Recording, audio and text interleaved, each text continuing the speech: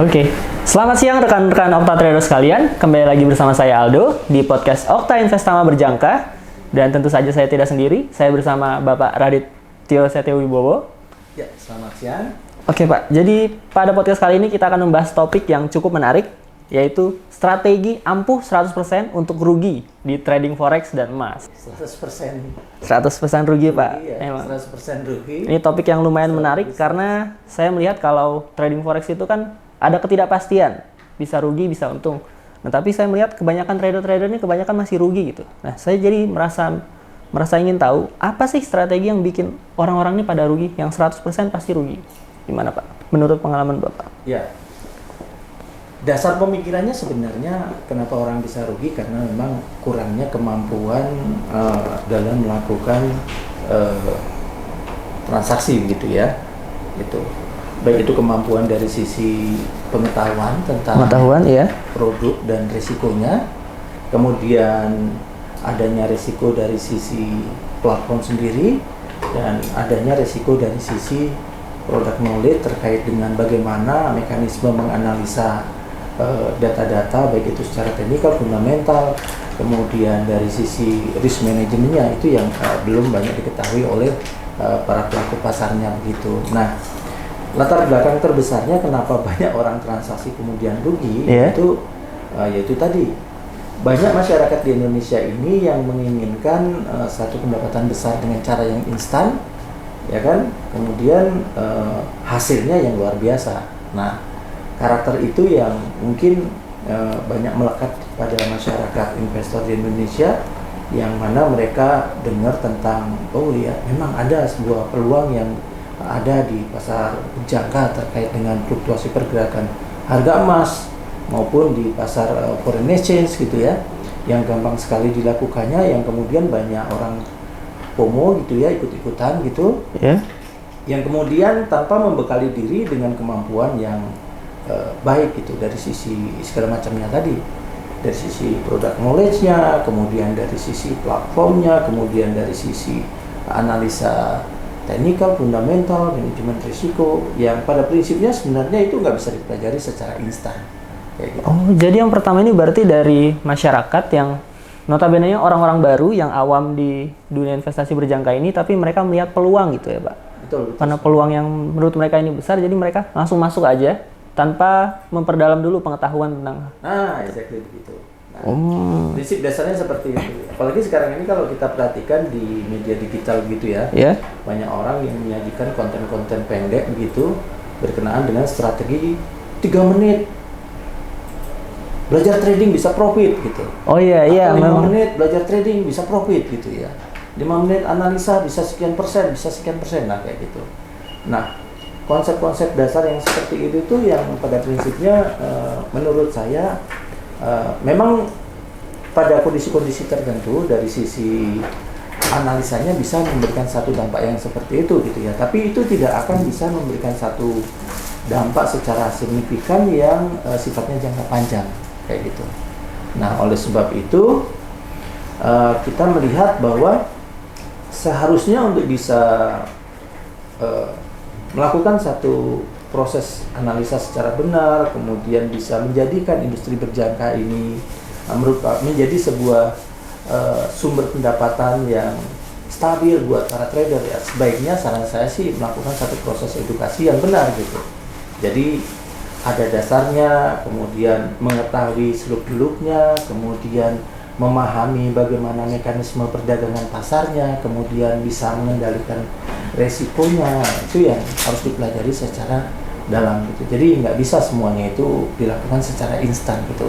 Yang instan-instan itu yang menurut saya hanya menyajikan kulitnya saja tanpa memberitahu dalamnya secara menyeluruh, dan kemudian orang akan terjerumus dalam satu masalah yang kedepannya itu besar gitu menurut saya. Oke, jadi strategi pertama adalah orang-orang awam yang pengen hasil yang instan dan cepat gitu ya. Betul. Tanpa memperdalam tentang pengetahuannya. Nah, tapi ini kan berarti ini masih membahas tentang pemula-pemula yang dalam trading, Pak. Tapi dalam praktiknya saya juga masih menemukan bahwa ada beberapa trader yang misalnya sudah lama, sudah berpengetahuan tapi masih aja dia sering aja merasakan rugi, sering aja belum bisa profit konsisten. Itu menurut Bapak penyebabnya apa, Pak? Ya, jadi begini ya, setelah kita, jadi ada fasenya ya, setelah kita belajar, ya kan, belajar dasarnya tentang bagaimana perdagangan berjangka, mulai dari platformnya kita pelajari, mekanisme perdagangannya, caranya seperti apa, kelemahan dan kelebihannya seperti apa, kemudian produknya, produk A, B, C, misalnya produk foreign exchange, resikonya seperti apa, komoditas seperti apa, indeks saham seperti apa, seperti itu ya. Kemudian kita masuk ke analisanya, analisa teknikal bagaimana, analisa fundamental seperti apa, kemudian risk manajemennya seperti apa. Tiba pada saatnya kita harus belajar tentang bagaimana membiasakan diri dalam melakukan transaksi gitu, Mas Aldo. Nah, membiasakan diri ini seperti hanya orang renang. Begitu orang latihan renang begitu ya, ngerti gaya kupu-kupu, bukan berarti dia akan langsung bisa menjadi juara perenang sebagai seorang juara gitu. Ya betul, harus bertahap seperti itu. Ya, harus melatih diri dari sisi fisik, itu pernapasannya seperti apa, pengaturan pernapasan, kemudian dari sisi fisik latihannya dalam satu hari harus berapa kilo, bolak-balik dan sebagainya gitu kan. Nah, itu harus dipersiapkan. Begitu pula pada saat melakukan transaksi. Jadi ketika melakukan transaksi, ketika udah memahami technical analisis, fundamental analisis, secara sistem dipahami, secara peraturan sudah dimengerti, secara risk management sudah dimengerti, kemudian diaplikasikan di market. Nah, membiasakan diri untuk menerapkan trading system yang udah kita buat misalnya kayak gitu. Nah, jadi trading system atau trading plan itu kita buat dengan sebuah alasan-alasan yang kita pelajari dari technical analysis, fundamental analysis. Kayak gitu. Nah, setelah itu kita pelajari, kemudian kita implementasikan, dan ketika kita implementasikan kita dihadapkan pada sebuah potensi keuntungan, ya itu sesuatu hal yang gampang untuk dieksekusi. Tapi ketika kita merealisasikan itu, kemudian kita menjumpai sebuah risiko, bagaimana kebiasaan kita untuk menghadapi risiko itu gitu. Nah, pembiasaan diri untuk menanggulangi risiko atau menangani risiko ini nggak bisa juga dipelajari secara instan. Nah, makanya kalau dalam dunia penerbangan ya, ada pilot yang pengen menjadi pilot yang jam terbangnya udah sampai ke taraf internasional. Nggak bisa langsung ke taraf internasional, dia mulai dari belajar dari mungkin lingkupnya domestik dulu. Jadi semuanya berdasarkan jam terbang. Tapi kalau dengan penanganan resikonya udah matang sekali gitu, baru nanti bertahap berdasarkan jam terbang itu tadi, bertahap hingga dia menjadi pilot yang menerbangkan pesawat ke internasional seperti itu. Begitu pula di industri perdagangan berjangka gitu. Dari modal kecil dulu, kemudian berhasil ya, mungkin baru mulai dengan modal yang lebih besar seperti itu. Nah, proses itu yang banyak tidak dilakukan oleh banyak trader maupun banyak investor, sehingga ketika berhadapan dengan market yang tidak sesuai dengan ekspektasi mereka, ya itu tadi hasilnya seperti judul podcast ini tadi, 100% rugi kayak gitu. Oke, jadi saya dapat kata-kata menarik nih dari Pak Rid. Kalau seorang trader itu membutuhkan sebuah trading plan atau trading system gitu ya, Pak? Benar. Jadi kalau misalnya bahkan untuk seorang trader yang misalnya sudah memiliki pengetahuan tentang pasar berjangka ini, tapi dia tidak memiliki trading plan yang baik, dia tetap bisa merasakan kerugian gitu ya, Pak? Pastinya begitu. Jadi ukuran waktu pengalaman di industri berjangka ini pun kalau tidak selalu diasah dan tidak dipelajari secara mendalam dan tidak tidak selalu dilakukan secara kontinu begitu, itu bisa mengalami satu kemunduran tingkat kemampuan seperti itu. Nah, oleh sebab itu yang paling penting adalah selalu diasah, kemudian dibiasakan secara terus-menerus, yang kemudian diimplementasikan ke pasar gitu. Nah, pada tahapan seorang trader beginner, nah itu belum bisa dilakukan. Kebanyakan mereka hanya menggunakan strategi-strategi jangka pendek aja untuk melakukan satu transaksi di market yang pada akhirnya menyumbang risiko besar. Untuk intermediate pun juga banyak yang sudah punya pola, yang saya lihat ya banyak sudah punya pola, yang kemudian pola tersebut diimplementasikan, namun masih banyak kesalahan-kesalahan atau kebiasaan-kebiasaan yang memang belum bisa diterapkan sesuai dengan disiplin pengetahuan yang sudah dipelajari gitu. Nah, yang pada tahap advance nih, ya kan? Intermediate seperti itu. Kalau advance-nya nih kebanyakan sudah mempelajari sistem-sistem tertentu gitu, yang kemudian mereka coba cari kelebihan dan kelemahannya, yang kemudian mereka cari solusi dari kelemahan itu, yang kemudian mereka juga mulai implementasikan strategi itu yang pada akhirnya bisa berhasil gitu di market seperti itu. Jadi tahapannya seperti itu. Oke. Mungkin saya mau bicara dari pengalaman saya sendiri nih Pak. Ya. Jadi kan selama beberapa bulan ke belakang ini saya sudah mulai mendalami perdagangan pasar berjangka ini. Ya. Dan ya mungkin saya bisa sedikit percaya diri kalau saya sedikit memiliki pengetahuan di bidang ini. Nah, jadi saya sudah mulai coba-coba trading. Nah, tapi dalam beberapa saat saya mencoba trading itu, seringnya adalah saya masih sering rugi. Masih sering merasakan kerugian karena terkadang saya masih sering menggunakan leverage yang terlalu tinggi, atau kadang saat saya melihat ada momentum nih, saya tiba-tiba masuk dengan lot yang besar seperti itu. Nah, mendengar kata-kata trading plan dari Pak Radit tadi, saya menjadi sadar atau menjadi paham kalau misalnya saya membutuhkan trading plan ini. Bapak bisa lebih menjelaskan tidak? Trading plan ini maksudnya seperti apa? Kayak contohnya lah.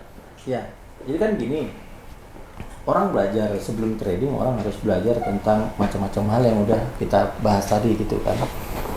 Tapi pada saat orang nggak belajar tentang, hanya ngerti tentang kulitnya, tentang bagaimana perdagangan berjangka ini, tidak melewati fasenya dengan benar, tidak melewati silabus-silabus yang udah dibuat nih, yang tujuannya membuat orang itu paham dan menghindari resiko, ya kan? Maka ketika mereka trading, ada perasaan-perasaan tertentu yang kadang-kadang itu susah dihindari. Jadi contohnya karena memang pergerakan nggak bisa dihindari, naik dan turun aja gitu kan. Saking gampangnya itu orang jadi menggampangkan seperti yang pernah saya sampaikan gitu kan. Tapi dalam posisi itu, ketika mereka menggampangkan, mereka mulai berani gitu berspekulasi. Nah, latar belakang dari kerugian itu muncul pada saat apa? Yang pertama, ketika mereka terlalu overconfident dengan pengetahuan yang kurang begitu kuat untuk masuk pasar. Dimana lotnya besar misalnya, ya kan? Lotnya besar. Oh, ini saya yakin nih harga mau turun. Padahal dari sisi kemampuan dan pengalaman masih minim nih. Dari modal yang dia miliki berapa, kemudian dari modal yang dia gunakan untuk melakukan transaksi itu berapa gitu. Jadi modal misalnya yang dia miliki $10.000, yang dia gunakan untuk melakukan transaksi 3 lot misalnya, atau 5 lot, atau dari 10.000 yang dia gunakan 3.000 atau 5.000 gitu. Sehingga pada saat pergerakan pasar, karena memang transaksinya menggunakan sistem leverage, sehingga pada saat pergerakan pasar bertentangan dengan apa yang dia lakukan, maka dia berpotensi untuk melakukan kerugian, mengalami kerugian yang sangat besar kayak gitu. Nah, ketidakpahaman mengenai risk management seperti itu, yang pada prinsipnya mendasari orang bisa trading rugi. Gitu. Nah, dia kenapa nggak paham dengan risk management yang seperti itu? Karena memang dia tidak melewati fase belajar tentang adanya analisa, adanya analisa teknikal, fundamental, kemudian membuat trading plan, kemudian bagaimana mengatur risk management ya, karena tidak melewati fase itu. Nah, jadi bisa dikatakan ya itu dia, banyak orang yang tertarik masuk industri berjangka tapi tidak melalui fase proses belajar yang benar kayak gitu. Nah, oleh sebab itu sebenarnya di Okta Investama Berjangka ini kita ada kelas beginner, ada kelas intermediate, ada kelas advance. Itu tujuannya adalah itu, hingga orang itu bisa memahami secara benar gitu bagaimana mekanisme belajar yang memang harus dilalui secara bertahap, bukan merupakan satu pelajaran yang sifatnya instan, yang kemudian yang memang bisa kadang-kadang instan gitu, bisa memberikan satu efek pendapatan jangka pendek atau keuntungan jangka pendek, tapi jangka panjangnya ya itu tadi. Iya, itu tidak konsisten kan berarti. Kayak gitu. Nah, berkaitan dengan trading plan itu bisa dibuat kalau pemahaman dasar kita pakem gitu ya, matang tentang analisa, teknikal, fundamental, kemudian psikologis pasar, kemudian faktor geopolitik dan sebagainya, dan kemudian baru kita implementasikan dalam sebuah trading plan kayak gitu. Oke, jadi kita sudah membahas trading plan dan juga kita sudah membahas nih berbagai cara seorang trader bisa rugi di market forex. Nah, selain membahas cara untuk rugi nih Pak, saya penasaran kalau solusinya itu apa? Kan solusinya tadi udah Bapak sempat bahas satu tentang trading plan. Ada solusi lain nggak Pak? selain trading plan ini ada gak hal-hal yang bisa dilakukan seorang Kalau trader kita- untuk ya, bisa? Kalau kita bahas masalah orang latar belakangnya rugi, sebenarnya banyak latar belakang Iya. kenapa bisa rugi. Itu salah satu contoh kenapa orang bisa rugi.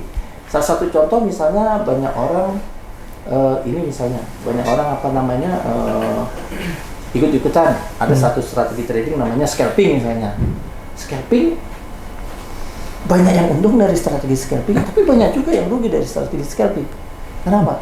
Ya, orang bilang, oh saya pakai strategi scalping, saya untung dari strategi itu gitu. Tapi begitu orang lain dapat pelajaran tentang scalping gitu, bukannya untung, nah rugi kok. Dia bisa untung, saya tetap rugi ya gitu. Nah, contoh lain ya, kita mulai ungkap nih, kenapa orang bisa rugi scalping. Scalping itu satu sistem transaksi yang harus cepat, ya kan? Begitu harga mau naik, ikuti naik, jual beli gitu kan? Atau begitu harga turun, ikuti jual, kemudian lakukan beli dan lakukan jual, kemudian lakukan beli dan seterusnya gitu. Itu kecepatannya harus tinggi, itu risk manajemennya harus ketat dan harus bagus gitu. Tapi kalau kita perhatikan dengan strategi orang kenapa masih bisa rugi dengan strategi scalping. Scalping itu kan begitu untung ambil, jadi nggak banyak dia. Untung dikit ambil, untung dikit ambil. Kebanyakan munculnya rugi itu karena apa? Karena ya mungkin sebagai seorang pemula aja nih ya, kalau strategi scalping dipakai ini dalam 10 atau 15 kali transaksi belum tentu dia bisa rugi satu kali gitu. Kebanyakan bisa untung. Tapi begitu dia berhadapan dengan market yang bertentangan dengan analisa dia, begitu dia beli ternyata harga turun, kerugiannya biasanya ditahan gitu. Jadi kenapa itu bisa terjadi? Karena memang strategi scalping kondisinya begini, begitu harga naik, kelihatan mau naik dibeli, kemudian ternyata harga mengalami penurunan, kebanyakan penurunan itu hanya sementara, kemudian naik lagi, yang tadinya beli sempat rugi, kemudian harga naik lagi, ya, di situ orang berharap, ya kan? Oh, jadi ada harapan itu, Pak? Ya, orang berharap sehingga tidak mau melakukan batasan risiko sesuai dengan risk management yang seharusnya dia pelajari tadi di awal-awal fase kayak gitu. Nah, sehingga dalam 5 kali transaksi bisa betul semua, 10 kali bahkan 15 kali bisa betul semua. Begitu berhadapan dengan yang market perbalikan arah, yang tadinya beli kemudian harga turun, bukannya dia batasi resiko tapi berharap harga naik kemudian dia akan untung ambil dikit, tapi ternyata harga turun tajam, turun jauh, dia coba tahan, dia berharap harga naik, turun semakin dalam, semakin modal habis. Semua keuntungan dari transaksi sebelumnya langsung habis gitu ya, Pak? Nah, itu yang terjadi gitu. Nah, jadi itu berarti dia Tapi itu bisa tidak terjadi kalau orang mau belajar bagaimana dasar-dasar tentang perdagangan berjangka, baik itu dari sisi analisa, dari sisi technical fundamental maupun risk manajemennya itu kuat gitu. Itu bisa dihindari kalau itu kuat dasar-dasar analisanya kayak gitu. Nah, contoh lain misalnya, ya karena kelihatannya harga cuman pilihannya naik dan turun. Nah, kemudian dia udah nggak lihat analisa lagi, udah main grafik aja, harga mau naik beli, kemudian harga mau turun jual, 1-2 kali benar, 3 kali benar, dia mulai naikkan volume transaksi, gitu kan? Dari modal yang ada, karena volume besar, jual dan beli besar, dia tambah lotnya, ya lotnya tambah, kerugian semakin besar kalau salah posisi, tapi keuntungan bisa besar juga gitu kan? Dia berharap karena dia udah berkali-kali transaksi dan benar, dia berharap ketika dia transaksi besar, ini benar juga, dan ternyata kenyataannya malah berlawanan arah, dan ketika mengalami kerugian besar, di situ dia merasa sayang untuk mengkat posisi yang ada gitu, atau membatasi resiko yang ada. Karena masih ada harapan untuk naik tadi.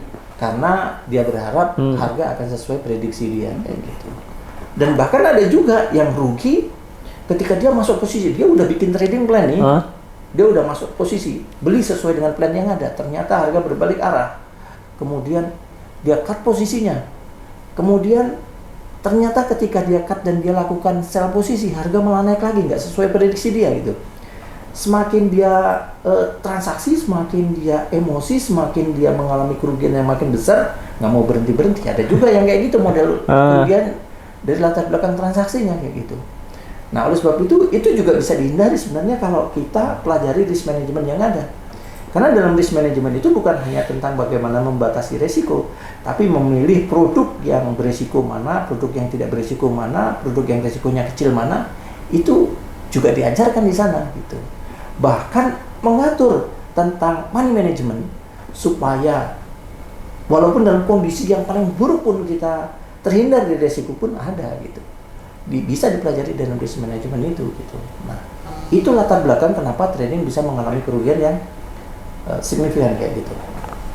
Oke, jadi ada beberapa cara nih yang Pak Radit bahas barusan. Misalnya ada overconfidence dengan strategi trading yang dimiliki, sehingga saat market berbalik arah, orangnya tidak menutup posisi karena masih berharap prediksinya benar. Lalu ada juga overload, yaitu nasabah melakukan jumlah transaksi yang berlebihan. Selain itu juga ada yang biasa disebut di sini revenge trading, atau saat orang melakukan trading balas dendam seperti yang tadi Bapak bilang. Misalnya dia udah benar sekali salah, terus dia langsung mau balas dendam lagi, mau membalikan modal lagi, tapi malah hasilnya adalah turun terus. Iya, betul. Nah, dari beberapa cara tadi ini kan kita bahas nih caranya rugi nih, Pak. Iya. Tapi kan saya juga mau tahu nih, solusinya selain yang tadi trading plan itu ada lagi gak sih, Pak? Solusi dari masalah ini tuh apa?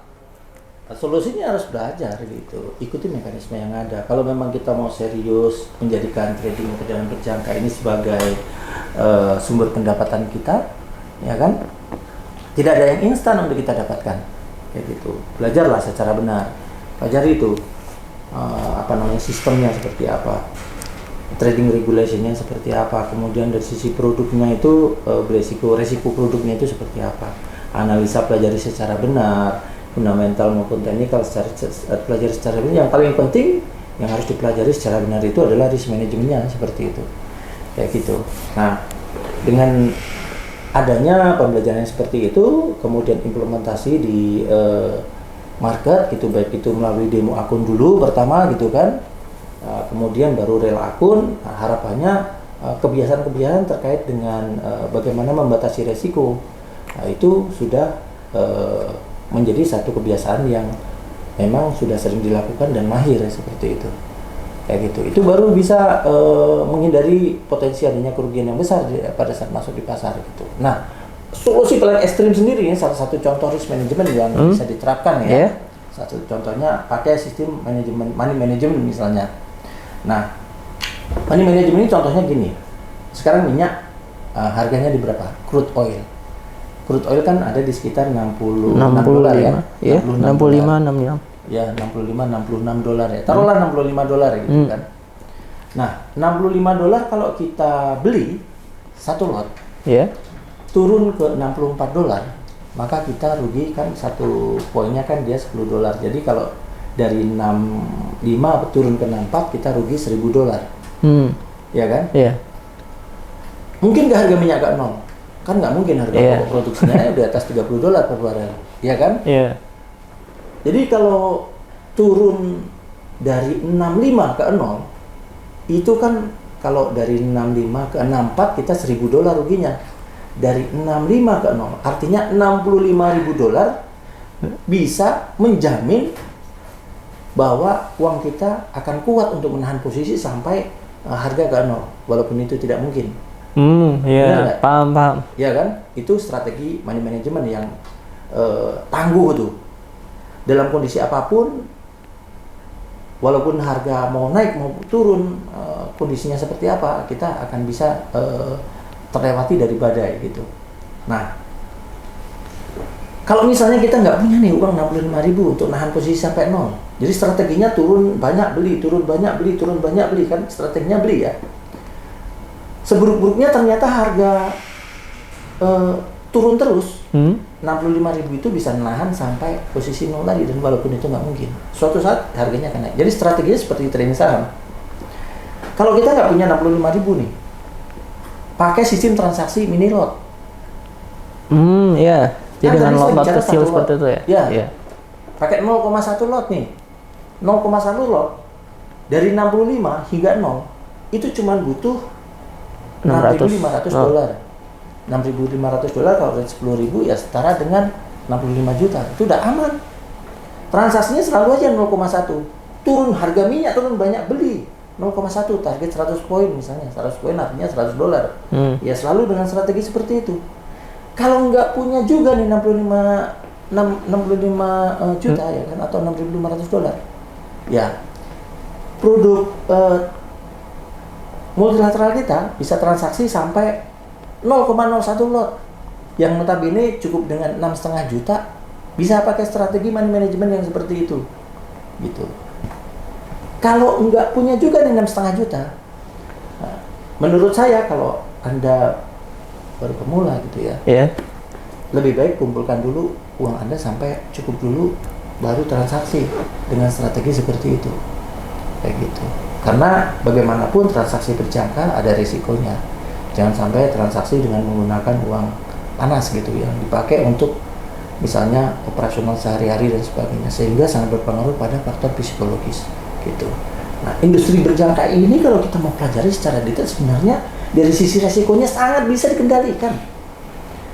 Karena orang nggak paham aja sehingga menimbulkan satu resiko yang besar. Makanya di pertama tadi saya setuju banget. Gimana caranya 100% rugi gitu kan. Nah, ini salah satu solusi untuk tidak rugi bertransaksi di pasar berjangka kayak gitu. Ya, jadi salah satu contohnya menggunakan sistem money management yang ketat, yang kuat gitu untuk bertransaksi. Contoh produknya adalah minyak crude oil tadi. Kayak gitu. Atau misalnya mau diterapin ke produk emas. Nah, kalau produk emas kan harganya udah terlalu tinggi. Jadi butuh modal yang besar gitu kan. Itu pun juga sekarang ini ketika tren harga emas masih naik terus, banyak orang yang menggunakan strategi itu dan bisa working di mana dan bisa untung gitu. Kayak gitu. Oke, baik.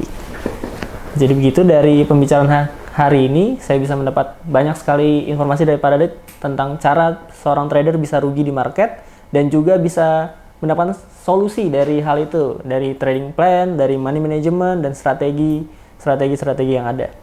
Jadi terima kasih Pak Radit untuk kesempatannya hari ini. Demikianlah podcast kita hari ini. Dan tidak lupa juga bahwa podcast kita hari ini didampingi oleh Bapak Makarios Amin sebagai wakil pialang kita. Dan terima kasih kepada Bapak Radityo Satyowibowo sebagai narasumber. Saya Aldo Zega, terima kasih dan sampai jumpa.